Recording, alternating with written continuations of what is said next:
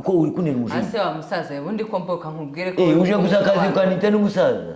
Yaburetse nkwereke ahubwo urashaka umuntu ashaka icyubahiro rakimwe ariko yatagishaka ntacyo ashaka n'ubundi nanjye nk'uwo mujinya wabyukanye nk'uwo munsi mubi wagize. Va mu biro byanjye ugende niba nakazi. Amaguru yose nagenzuza hano navuye kugira ngo mbwire. Wowe urazuhamiriza nta moto ziri ku muhanda nangwa imodoka. Urabizi neza ko mfite yatega se. Nonese niba bakuze n'ibituma namwe muri bituma diregite namwe muri bituma sibyo ko muri banyirubwite muri bituma bakoresha ibipapuro. Hari umuntu ukohereje se cyangwa hano nanjye bambwiye ko hano muri abantu beza mufite n'umutima mwiza mushobora gutanga akazi akariko kose none ngiye ko gakonze ngira ngo binyamuriye abana nawe bishobotse abarimu bishobotse umuntu wakurangira ashobora kuba yakurangiye nabi cyangwa yakurangira ahantu hatariho. Se nimujya muri toilette abana ntibajya muri toilette si urashaka nanjye ndabuza abatonda bambika pamperisi yisumbuye abanza yisumbuye 6 n'igice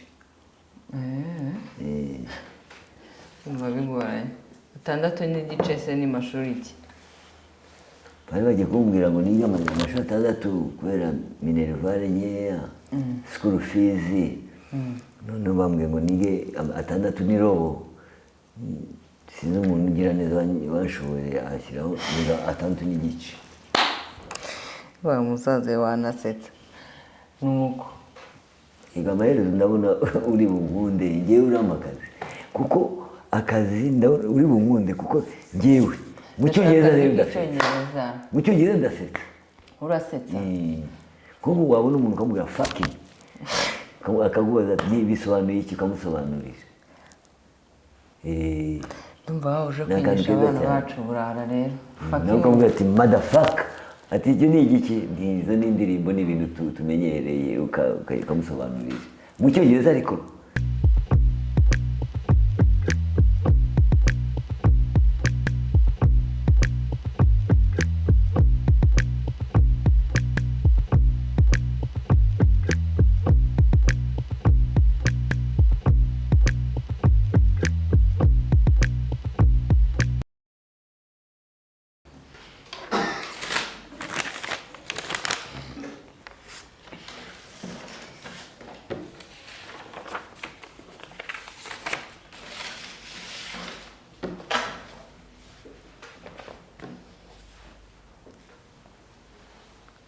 abantu abazamu kibara cyishyuye mbese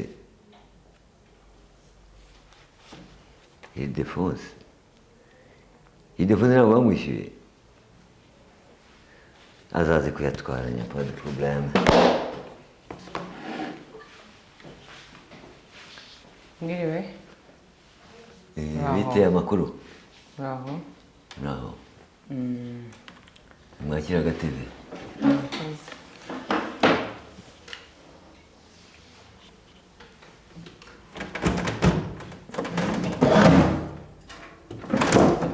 bita amakuru amakuru ni meza amazina yanjye nitwa Pamela nkaba narinje gushaka akazi k'ubwarimu. Ninde wakubaje izina mu muco abantu barabaza ninde wakubaje izina none se uje tubwira ngo witwa hano ntabwo ari muri leta uje kuvuga amazina yawe nawe wakubaje irangamuntu nikikugeza witwa Pamela. Yego Pamela ni igiki ni izina ry'abantu cy'imbere uri umuswahili Pamela nta rindi zina ugira ufite izina rimeze nk'iryi wagira ngo ni watermelon Mukamana. Mukamana ukora iki? Ndi umwarimu wigisha he? nari nsanzwe nigisha urapera Rugunga bikaba bitaragenze neza nkaba nanje barakwirukana waribye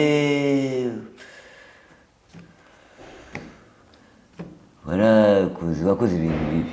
Oya ntabwo nakoze ibintu bibi ariko umushahara bampembaga wari muke bitewe n'akazi. None se hano niho uje kureba umushahara? Hano niho hari umushahara banki? hano hari banki ubonye beneri banki popirere uje gushakira amafaranga hano. Njye nabonye icyapa ariko muri kurangisha niba hari Icyapa se cyanditseho amafaranga? Wabonye icyapa cyanditseho amafaranga cyanditseho beneri? Muzajye mugenda muza aho mugana, ntimukapfe kugenda urebe usoma ibyapa mu muhanda hano. None handitse ko bari gushakisha akazi hano batanga akazi. none se boss birashoboka ko ushaka kuvuga neza ugahakanira umuntu. Ntabwo ari ikibazo, ntabwo mvuze nabi. Ikibazo ni uko uje wipresenta ukundi kuntu. Ufite abana, ufite umugabo? Oya, ndacyari umukobwa. Ntacyo uzi. Wize amashuri angahe? 6 yisumbuye ubundi. Nta n'umugabo wiyize uhura nawe nukubaho gusa ngo umukobwa ungana utyo. Ntabwo nshonje umugabo, rega nshonje akazi. Ushonje? Ibiryo nta biryo birahari, ibijumba hari, ibitoki n'ibindi. Nshaka rwose, ntabwo ndashaka akazi, ndashaka amafaranga ambeshaho. Okay. Wivuga menshi, wemvugisha menshi, ufite umujinya gihe. Wize amashuri angahe? 6. Ufite wize amashuri angahe? Vuga vuba.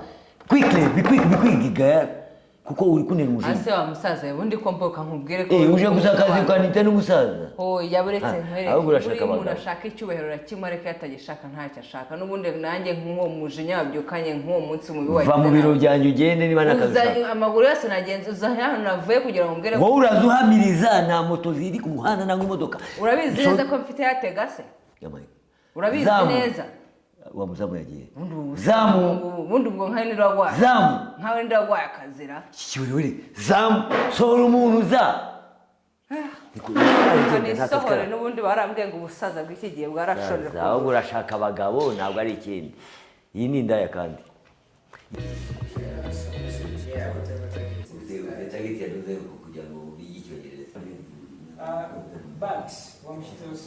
Metere landlord ntabwo muzi namara kuzuza imyuka wagiye metere ariko pete wa mukaritasi uzi ko nabarangiza